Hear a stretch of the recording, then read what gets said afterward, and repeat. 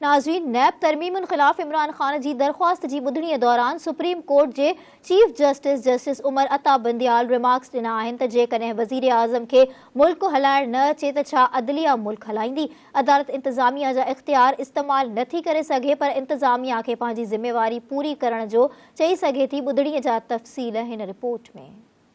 Supreme court में नेब तरमीमन खिलाफ इमरान खान की दरख्वास्त ते चीफ जस्टिस की सरबराही हेठ टे रुकनी खास बेंच केस जी ॿुधणी कई।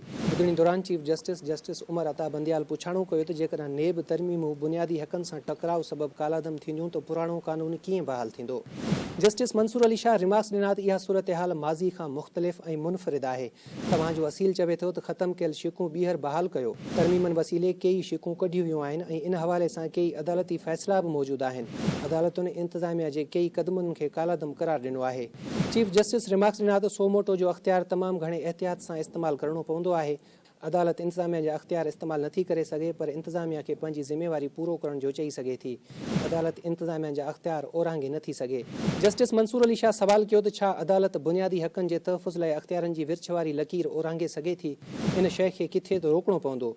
को चवे थो त हुकूमत शकी ऐं वज़ीर आज़म तकरारी आहे त अदालत हुकूमत हलाईंदी। इमरान खान जे वकील ख्वाजा हारिस चयो त बुनियादी हक़नि जो तहफ़ुज़ करणु अदालत जी ज़िम्मेवारी आहे। जंहिं ते जस्टिस मंसूर अली शाह रिमार्क्स ॾिना त वज़ीर आज़म खे मुल्क हलाइण न अचे त छा अदलिया मुल्क हलाईंदी।